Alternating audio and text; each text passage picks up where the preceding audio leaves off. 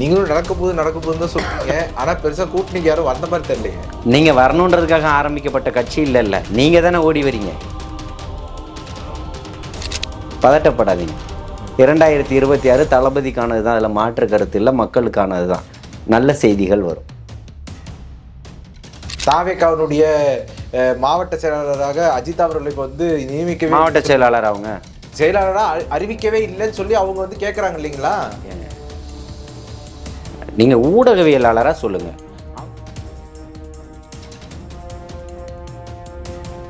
ஏன் உங்க கட்சியில ஒரு எம்எல்ஏ வந்து முதல்வரை சந்திக்கவே முடியலன்னு தூக்கி போட்டுட்டு போனார கட்சியோட உறுப்பினர் அட்டைய சித்தார்த் மறந்துட்டாரா? சித்தார்த்துக்கு தெரியலையா? எங்க கட்சி உறுப்பினரா? திமுகவை சொல்றேன். காரை மறிச்சிட்டு முன்னாடி தர்ணா நடத்திட்டு 2 மணி நேரம் கழிச்சு என்னுடைய உயிர் மூச்சு தளபதி தானே. உங்கள் கருத்து எத்தனை முரணா இருக்கு? நான் என்ன சங்கின்னு சொன்னா செருப்பை கலத்தி அடிப்பேன்னு சொன்னீங்கல்ல, அப்புறம் சங்கி சக தோழனானான்ல, பாப்பான் இப்ப அனைத்தையும் சமமாக பார்ப்பான் ஆயிட்டானா? வந்துட்டியா ராஜா நீ வெளியே? என்ன கடப்பாறையை நீ வந்து உருவாக்குனாலும் ஒரு கொல்லங்கிட்ட தான் வரணும், அதை தட்டுறதுக்கு, அதை கூர்மைப்படுத்துறதுக்கு. என்ன, அந்த கொல்லர்களாக நாங்கள் இருப்போம்.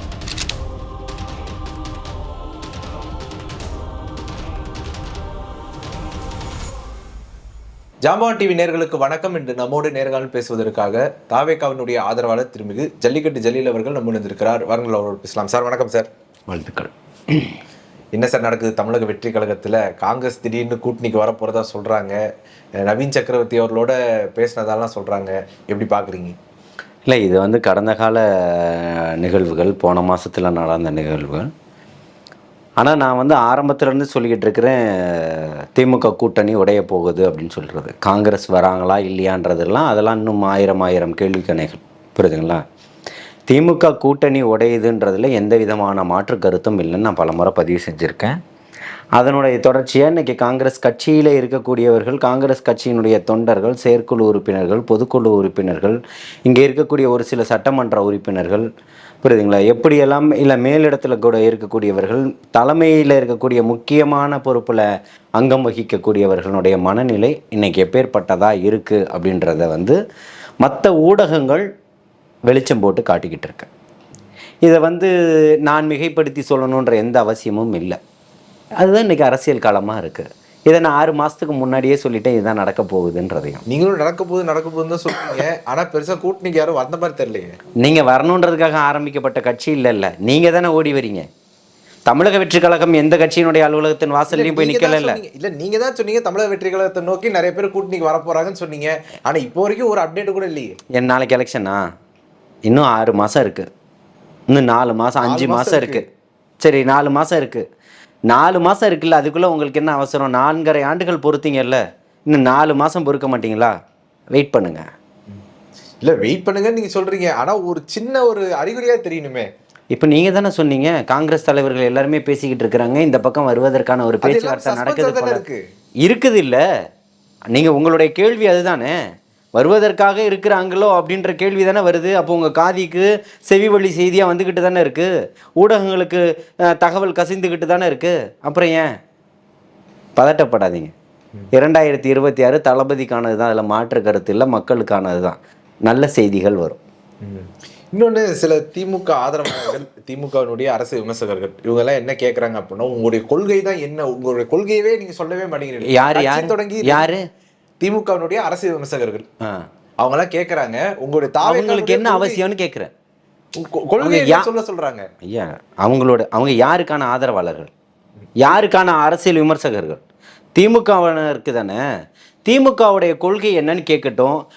திமுகவினுடைய கொள்கையை தெரிஞ்சுக்கிட்டு இது சமூக நீதி கொள்கைன்றதை அவங்க தெரிஞ்சுக்கிட்டு, பெரியாருடைய கொள்கை சமூக நீதியோட கொள்கை, பெண்களை பாதுகாக்கக்கூடிய கொள்கை, நான் ஸ்டாலின்னு பேர் வச்சிருக்கிறேன் அதனால கம்யூனிசத்தினுடைய கொள்கை, இங்கே வந்து இப்போ சாராயத்தை விற்கக்கூடாத ஒரு கொள்கை அப்படின்னு சொல்லிக்கிட்டு, சாராயத்தை விற்றுக்கிட்டு பெண்களுக்கு எதிரான ஒரு கருத்துக்களை சொல்லிக்கிட்டு போராடக்கூடியவர்கள் மீது வன்மத்தை கக்கிக்கிட்டு போராடக்கூடியவர்களை நள்ளிரவில் வந்து ஒரு 3ஆம் தர குடிகளை போல தரன்னு இழுத்துக்கிட்டு கொலைகாரனை போலவும் கொள்ளைக்காரனை போலவும் ஒரு பெரிய தீவிரவாதிகளை போலவும் நீங்கள் இழுத்துக்கிட்டு ஊதியம் கேட்டு போராடக்கூடியவர்கள் மீது நடத்தப்படுது இல்லை. இந்த கொள்கையை என்னன்னு தெரிஞ்சுக்கிட்டு நீங்கள் பேசுங்க. அப்புறம் தமிழக வெற்றி கழகத்தினுடைய கொள்கை என்னன்னு தெரிஞ்சுக்கிட்டு நீங்கள் ஆராயலாம். இல்லை நீங்கள் கொள்கை என்னன்னு சொல்லிட்டீங்கன்னா நாங்கள் உங்களே ஆதரிப்போம்ல அப்படின்னு கேட்குறாங்க. நீங்கள் ஆதரிக்க வேண்டிய எந்த அவசியமும் இல்லை. தமிழக வெற்றி கழகமே உங்களை எதிர்ப்பதற்கான ஒரு கட்சி தான். என்ன, இந்த ஊழல்வாதிகளை ஒழிக்கணும்னு வந்திருக்கக்கூடிய கட்சிகள் தான். ஊழல்வாதிகளை கொண்டு உள்ள வச்சுக்கணும்னு நினைக்கக்கூடிய கட்சிகள் கிடையாது. உங்களை போன்றவர்களுக்கு இங்கே இடமும் கிடையாது. சொம்பா இருந்து அண்டாவாக மாறிக்கிட்டு இருக்கிறவங்களுக்கு இல்லை இங்கே இடம். அப்போ யாருக்கு தான் இந்த இடம்? சாமானியவர்களுக்கு. இங்கே இருக்கிறாங்க வரவங்களுக்கு, வர கூட்டத்தை பார்த்து சித்தார்த்துக்கு தெரியலையா யாருக்கான இடம்னு? இது பிரம்மாண்ட கூட்டணி, மக்கள் கூட்டணி யாருக்கு? ஆனால் உழைக்கிறவங்களுக்கே மதிப்பு கொடுக்கறது இல்லைன்னு சொல்கிறாங்க தாவேக்காவில். சொல்கிறவன் சொல்லிக்கிட்டு தான் இருப்பான். எத்தனை பேர் சொல்லிட்டாங்க? தாவேக்காவினுடைய மாவட்ட செயலாளராக அஜித் அவர்கள் இப்போ நியமிக்க, மாவட்ட செயலாளர் அவங்க செயலாளராக அறிவிக்கவே இல்லைன்னு சொல்லி அவங்க கேட்குறாங்க இல்லைங்களா? நீங்கள் ஊடகவியலாளராக சொல்லுங்கள். அவங்கள அறிவிக்கலைன்னு சொல்கிறது எப்படிங்க ஏற்றுக்கொள்ளப்படக்கூடியது? அறிவிக்கிறது யாருங்க அறிவிக்கணும்? கட்சி தலைமை தான் அறிவிக்கணும். அப்புறம் என்ன ஏன் அறிவிக்கலன்னு கேள்வி கேட்டால் அது என்ன? கட்சிக்காக உழைச்சிருக்கேன்னு சொல்றாங்களே. உழைச்சிங்கன்றதுல மாற்று கருத்து இல்லை. உங்களை தான் அறிவிக்கணுன்றது கட்டாயம் இருக்கா? அதுக்காண்டி ஒரு பொறுப்பத்தவரை போய் அறிவிச்சிட்டீங்களேன்னு சொல்லி அவங்க கோவப்படுறாங்களே. யாருக்கு? அவங்க அஜிதா சைடு. அவர் என்ன பண்ணியிருக்கிறாரு, பொறுப்பு தலைமைக்கு என்னன்றது தெரியும்ல, தெரிஞ்சு தானே இருக்கும். வேலையே செய்யாதவர் யாருக்காவது பொறுப்பு கொடுப்பாங்களா? அவர் இப்போ பார்த்தீங்கன்னா டிக்டாக்ல உட்காந்து அப்படி டான்ஸ் ஆடிட்டு இருக்காரு, உட்காந்து கையெல்லாம் கட்டிட்டு ரொம்ப அநாகரிகமா டான்ஸ் ஆடிட்டு இருக்காரு. நீங்க சொல்லக்கூடியவரும் இல்ல, நீங்க சொல்லக்கூடியவரும் சொல்றதுதான் நான் கேட்கறேன். அதான் நீங்க சொல்லக்கூடியவரும் அவரும் ஒன்றும் கிடையாது. அவருக்கு டான்ஸ் ஆடிக்கிட்டு இருக்கிறவர் யாரோ ஒருத்தர். மாவட்ட செயலாளராக பொறுப்பேற்றிருக்கிறது சகோதரன் சாமுவேல் ராஜ் பொறுப்பேற்றிருக்கிறார். புரியுதுங்களா? நீங்கள் உங்களுக்கு எனக்கு ஏன் தரலைன்னு கேட்கலாம், அவருக்கு ஏன் கொடுத்தீங்கன்னு கேட்க முடியாது. உண்மையா இல்லையா? இல்லை, அவர் அந்த அளவுக்கு வேலை செய்யலைங்கிறார். வேலை செய்யாதவங்களுக்கு நான் சொல்கிறேன், நல்லா புரிஞ்சுக்கங்க சித்தார்த். உங்களுக்கு கேட்பதற்கான எல்லா உரிமைகளும் இருக்குது. அவங்களுக்கு ஏன் கொடுத்தீங்கன்னு கேட்பதற்கு உங்களுக்கு உரிமை இருக்கா? கட்சியினுடைய பைலான்னு ஒன்று இருக்குல்ல, தலைமை எடுக்கக்கூடிய முடிவுக்கு நீங்கள் கட்டுப்பட்டவராக தானே இருப்பீங்க. அதை நோக்கி தானே நீங்கள் உறுப்பினராக சேர்ந்துருப்பீங்க. இப்போ என்ன தலைமையை எதிர்க்கிறது? தலைமை கழகத்தினுடைய அப்படி இருந்து தலைமை உங்களை வெறுக்கலைல்ல, உங்களை கூப்பிட்டு பேச்சுவார்த்தை தானே நடக்குது. உங்களை வெறுக்கணும்னா நீங்கள் இதுக்கு முன்னாடி தலைமை மீது வன்மமான முறையில் வன்மத்தை கக்கும் போதே அடிப்படையில் உறுப்பினர்களிருந்து நீக்கப்பட்டார் அஜிதா ஆக்னாலும் ஒரு செய்தியை கொடுக்கறதுக்கு தலைமை கழகத்துக்கு எவ்வளோ நேரமாக இருக்கும்? தலைமை பண்போடு நடந்துக்கிட்டு இருக்கு. அதை நீங்கள் புரிஞ்சுக்கணும். அரவணைக்கக்கூடிய பண்போடு நடந்துக்கிட்டு இருக்குது. அதுக்கு தான் சகோதரன் ராஜ்மோகன் அனுப்புகிறாங்க பேசுகிறதுக்கு. அண்ணன் சிடிஆர் நிர்மல்குமார் போகிறாரு, தூத்துக்குடி கிஷோர் அண்ணன் போகிறாரு பேசுகிறதுக்கு. இவங்கெல்லாம் போய் பார்த்து பேசுகிறாங்க. அதை தாண்டி நீங்கள் ஒரு விஷயம் பண்ணுறீங்கன்னா அது பரபரப்பை ஏற்படுத்தணும் கேட்குறாங்க. அவர் எந்த வாசலில் வேணால் போட்டோம், இல்லாத வாசலில் எகிரி குச்சி போனாரா? பின்னாடி ஒரு வாசல் இருக்குல்ல, வர்றதுக்கும் போகிறதுக்கும் தானே வச்சிருக்குது. அடுத்தவங்க வீட்டுக்குள்ள பூந்து போகல. அவர் தைரியமா ஃபேஸ் பண்ண வேண்டியதானே. நான் என்ன கேட்கறேன்னா, உங்களுக்கு என்ன பிரச்சனை? அவர் ஏன் போய் பேசலன்னு பிரச்சனையா? அவர் போய் ஃபேஸ் பண்ணலன்றது பிரச்சனையா? ஊடகம் கேக்குது. ஊடகம் கேட்க, ஊடகத்துக்கு என்ன வேலை இருக்கு? ஊடகம் கேட்கட்டும். எதுக்காக இத்தனாயிரம் என் சகோதரிகளை ராத்திரியா கைது பண்ணீங்கன்னு கேட்கறதுக்கு எந்த ஊடகத்துக்கு இருக்கு? அந்த சகோதரிகளுக்கு ஆதரவா இந்த ஊடகவியலாளர்கள் போராட்டம் பண்ணுவார்களா? ஊடகம்ன்றீங்களே, எல்லாத்தையும் சொல்லிடுச்சா ஊடகம்? பத்திரிகை தர்மமா நடந்துகிட்டு இருக்குதா? சாராயம் ஆறா ஓடிக்கிட்டு இருக்க 24 மணி நேரமும் ராத்திரி 10 மணிக்கு அப்புறம் குடிச்சிட்டு 9 மணிக்கோ 8 மணிக்கோ பைக் ஓட்டிக்கிட்டு போனா கூட பிடிச்சி தீவிரவாதி போல ஒருத்தர் உள்ள போடுது இல்ல. ஏன்டா விற்கிறீங்கன்னு கேட்கறதுக்கு எந்த அதிகாரம் இருக்கா? நிறுத்து. ராத்திரியில 10 மணிக்கு அப்புறம் சாராயம் விற்கக்கூடாதுன்னு சொல்றதுக்கு இந்த ஊடகத்துக்கு திறமை இருக்கா? ஊடகவியலாளர் நினைச்சா முடியாதா? ஒரே ஒரு நாள் ஒட்டுமொத்த ஊடகம் கைகோர்த்து சங்கிலியை போல எல்லாம் இந்த சென்னை முழுக்க நடக்கிறத எடுத்து வீடியோ போடுங்க. தைரியம் இருக்கா ஊடகவியலாளருக்கு? ஊடகம் பேசிட்டு இருக்கிறீங்க. ஒரு சில ஊடகங்கள் மனசாட்சியோட பயணிக்கிறாங்க. அவங்களுக்கு எப்பேற்பட்ட விலங்குகள்லாம் இருக்குன்றது எங்களுக்கு தெரியும். ஒரு தனியார் தொலைக்காட்சி சேப்பாக்கத்தில் நின்று ஒரு மாதத்துக்கு 1.5 மாதத்துக்கு முன்னாடி போராடினதை மறந்துட்டீங்களா? அரசு கேபிள்லேருந்து கட் பண்ணிட்டாங்கன்னு சொல்லிட்டு என்ன ஊடகத்தை பற்றி பேசிக்கிட்டு இருக்கிறீங்க? ஊடகம் வந்தாலும் தலைமை கட்சி ஏற்றுக்குமா? ஆளுங்கட்சி ஏற்றுக்குமா? அப்புறம் அவர் அந்த வாசல் வழியாக போனார். இந்த அவர் பில்டிங்லேருந்து அவர் எந்த வாசல் வழியாக போகிறதுக்கு தான் அத்தனை வாசல் வச்சிருக்கிறாரு. அந்த வாசலில் நின்றுக்கிட்டு இருக்கிறீங்க, போக முடியாது. ஃப்ரீயாக இருக்கிற வாசலில் போனார். இதில் என்ன பிரச்சனை உங்களுக்கு? அவர் தப்பிச்சு ஓடினார்ன்ற மாதிரில சொல்கிறார். எதுக்கு? அவர் என்ன திருடிட்டு வந்துட்டாரா? தவறான செய்திகள் எதுவும் பரப்பிட்டாரா? இல்லாத ஒன்று சொல்லிட்டாரா? அவர் தான் இவங்களை அனுப்பி பேச்சுவார்த்தையே நடத்துகிறாரு. ஏன் அவர் பொதுச் செயலாளர் தானே, உங்களை அறிவிச்ச நீங்கள் என்ன பண்ண முடியும்? கோர்ட்டுக்கு போக முடியுமா? ஏற்றுக்கிறது ஏற்றுக்காது கட்சியினுடைய விருப்பங்க.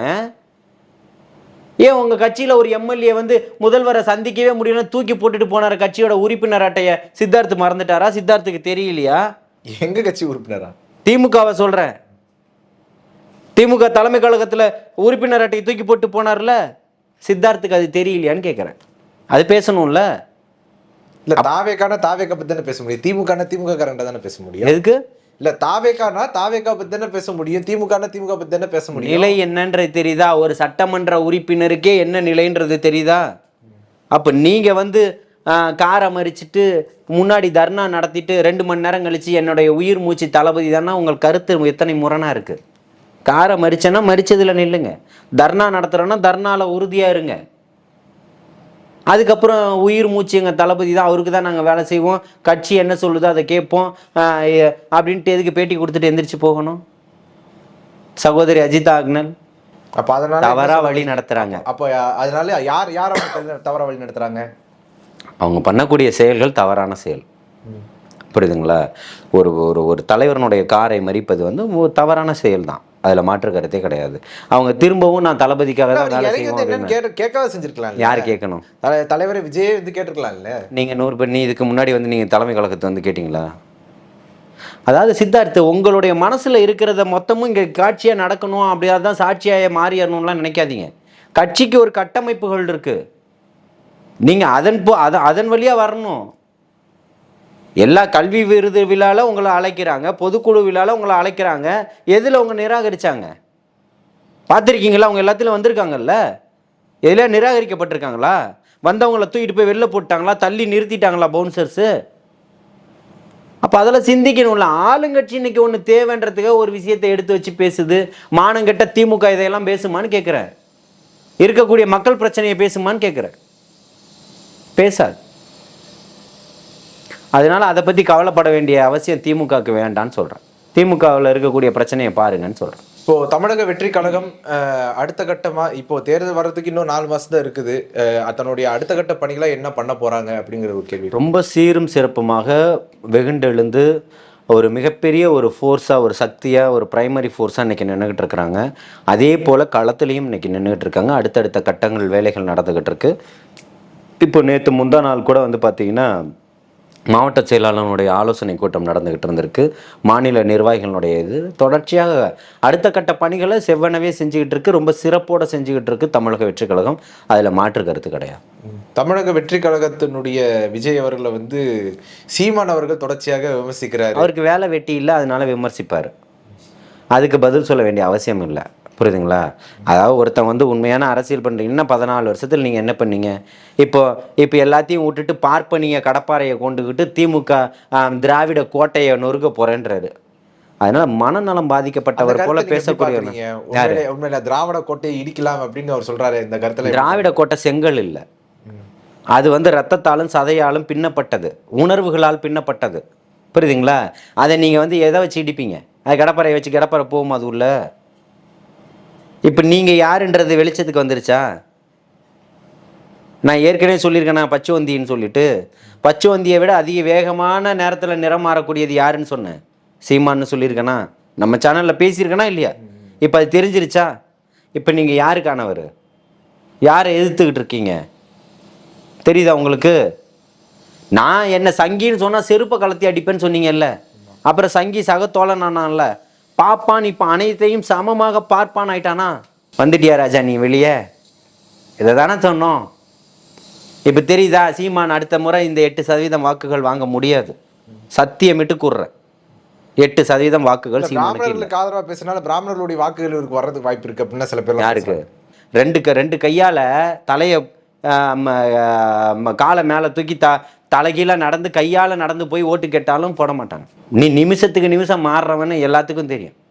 பாமரர்களை ஏமாற்றிட்ட அவங்கள எப்படி ஏமாற்ற முடியும்? அவங்க ஒன்றுக்கு மேலே என்ன, நீ எந்த கடப்பாறையை உருவாக்குவேன்னு சொல்கிறியோ அதை ஒன்றை வச்சு தான் இடிக்கணுன்ற முடிவுலையும் அவங்க இருப்பாங்க. அதில் மாற்று கருத்து கிடையாது.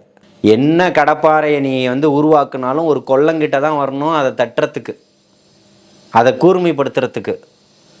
என்ன அந்த கொள்ளர்களாக நாங்கள் இருப்போம். தமிழக வெற்றி கழகம் இருக்கும். ஆ? தமிழக வெற்றி கழகம் மக்கள் இருப்பாங்க. உன்னை எப்படி பட்டத்திட்டணும், உன்னை எப்படி உருட்டி விடணும் அப்படின்றது மக்களுக்கு தெரியும்.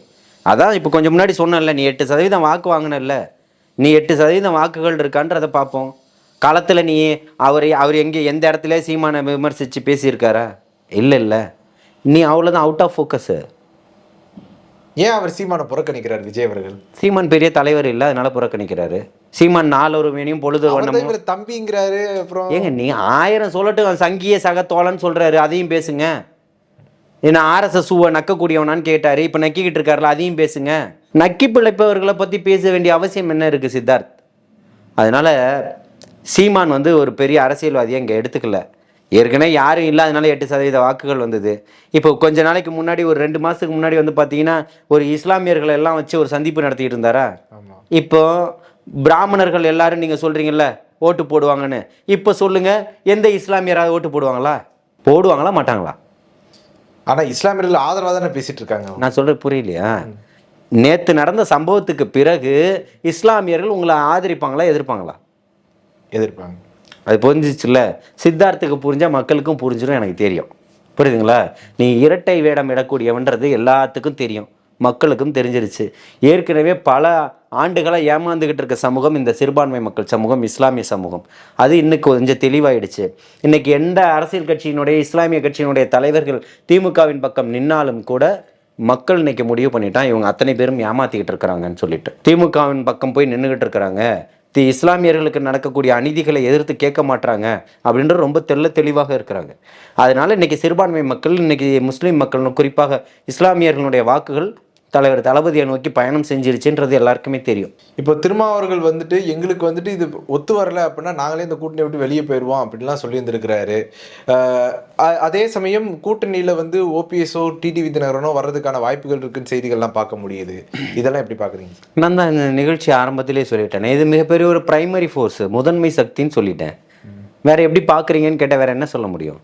நாங்கள் தமிழக வெற்றி கழகம் எந்த கட்சியினுடைய அலுவலகத்திலும் போய் நின்றுக்கிட்டு தலையை சுரிஞ்சிக்கிட்டு எங்களுக்கு இத்தனை சீட்டு தாங்கன்னு கேட்கக்கூடிய கட்சி அல்ல. இன்னொரு கட்சியை தலைமையாக ஏற்றுக்கிட்டு துணை முதல்வர் பதவி தாங்க, எங்களுக்கு 50-60 சீட்டு தாங்க, 100 சீட்டு தாங்கன்னு பேரம் பேசக்கூடிய கட்சி இல்லை. வருபவர்களுக்கு ஆட்சியிலும் அதிகாரத்திலும் பங்கு தர்றேன்னு சொன்ன இந்த சமகாலத்தில் இருக்கக்கூடிய இந்த தமிழகத்தினுடைய வரலாற்றில் இருக்க சொன்ன ஒரே கட்சி தமிழக வெற்றி கழகம் தான். அது தலைவர் தளபதி மட்டும்தான். அதனால் அவரை நோக்கி அத்தனை பயணங்களும் வரும். திமுக கூட்டணி உடையும், அதில் மாற்று கருத்து கிடையாது. எதிரிகளுக்கு சிம்ம சொப்பனம் தான், பாசிசத்தை எதிர்க்க தான் செய்கிறாரு. பிஜேபியோடு எந்த காலத்திலும் கூட்டணி கிடையாது. மறைமுகமாக அதிமுக அதில் கூட்டணி இருந்தாலும் அதிமுக கூட்டணியில் தொடர வேண்டிய எந்த அவசியமும் இல்லை. அதிமுகவும் தமிழக வெற்றி கழகத்தினுடைய தலைமை ஏற்றுக்கிட்டு வந்து நின்றுமா கூட்டணிக்கு? அதெல்லாம் வந்து பேசிக்கிட்டே இருக்க வேண்டியதுதான். தமிழக வெற்றி கழகத்தினுடைய தலைமையில் தான் கூட்டணி, தலைவர் தளபதி அவர்கள் தான் முதல்வர் வேட்பாளர். வரக்கூடிய கட்சிகளுக்கு நிச்சயமாக ஆட்சியிலும் அதிகாரத்திலும் பங்கு உண்டு. இறுதியாக ஒரே ஒரு கேள்வி என்னன்னா, பியூஷ் கோயல் அவர்கள் வந்து சமீபத்தில் அதிமுகவினுடைய தொகுதி பங்கீடுக்காக பேசுறதுக்காக வந்திருந்தாரு. அப்போ அவர் என்ன சொல்லியிருந்திருக்காரு அப்படின்னா, தாவேக்காவை பெருசா நீங்க சீண்டாதீங்க, திமுகவினுடைய சிறுபான்மையினுடைய வாக்குகளை பிரிக்கிறதுல தாவேக்காவுக்கு பங்கு இருக்கும், அதனால விஜய் நீங்க விமர்சிக்க வேண்டாம் அப்படின்னு சொல்றாரு. அவருடைய கருத்தை எப்படி பாக்குறீங்க? இல்லை, அதாவது பிஜேபியினுடைய அஜெண்டாவே அப்படின்னு கேட்டிங்கன்னா அவங்களால ஒன்றும் பண்ண முடியாது. அவங்க அடுத்தவங்க மேலே சவாரி பண்ணி தான் ஒன்று பண்ணுவாங்க. இப்போ உங்களுக்கு ஆதரவாக பேசுவது போல ஒரு தோணியை ஏற்படுத்தினால் அதை வச்சு திமுக இங்கே ஒரு காய் நகுது, பார்த்தீங்களா இது பிஜேபியோட பி டீம் நாங்கள் சொன்னோமா அப்படின்னு சொல்லிட்டு. நிகழ்ச்சியினுடைய ஆரம்பத்தில் நீங்கள் சொன்னீங்க காங்கிரஸ் தலைவர்கள் எல்லாம் பேசிக்கிட்டு இருக்காங்கன்னு. பிஜேபியோட பி டீம்னா காங்கிரஸ் தலைவர்கள் எப்படி பேச முடியும்? அதனால இந்த குழப்பவாதிகள், திமுக காரர்கள் இதெல்லாம் பண்ணுவாங்க. அதுக்கு ஏற்ற மாதிரி இப்போ தெரியுதா யாரோட பி டீமாக இருக்கிறான்னு? திமுக தான் பிஜேபியினுடைய பி டீம், அதில் மாற்றமே கிடையாது. அதை ஏற்கனவே தலைவர் தளபதி அவர்கள் சொல்லிட்டார், புரியுதுங்களா? அதனால இவங்க ஒரு சிக்னலை நீ கண்ணை காட்டு நான் கண்ணை காட்டுறேன்ற கதையில் தான் இவங்களுடைய அரசியல் வாழ்க்கை. அது முடிவுக்கு வரப்போகிறது. 2026 தலைவர் தளபதியினுடைய நெஞ்சில் குடியிருக்கக்கூடிய தம்பிகளும் தங்கைகளும் இன்னைக்கு தமிழகம் முழுக்க சுற்றுப்பயணத்தில் அவங்களுடைய வீடு வீடாக தெரு தெருவாக திண்ணை பிரச்சாரங்கள் அன்று அண்ணா அவர்கள் சொன்ன திண்ணை பிரச்சாரத்தை இன்னைக்கு தொடர்ந்துட்டாங்க. தொடர்ச்சியாக எல்லா மாவட்டங்களும் போய்கிட்டு இருக்கிறாங்க. எல்லா ஒன்றியமும், நகரம், கிளைக்கழகம் வரைக்கும் போய்கிட்டு இருக்கிறாங்க. நிச்சயமாக மிகப்பெரிய ஒரு மக்கள் கோட்டையை, மக்கள் சாம்ராஜ்யத்தை உருவாக்குவாங்க. அதில் மக்கள் ஆட்சியாக தலைவர் தளபதி வந்து அதுக்கான தீர்வாக வந்து நிற்பார். 2026 மிகப்பெரிய ஒரு வெற்றியை கொடுப்பார். உங்களுடைய நேரத்தை ஒதுக்கி எங்களோட கருத்துல பந்தமைக்கு நன்றி சார். வாழ்த்துக்கள்.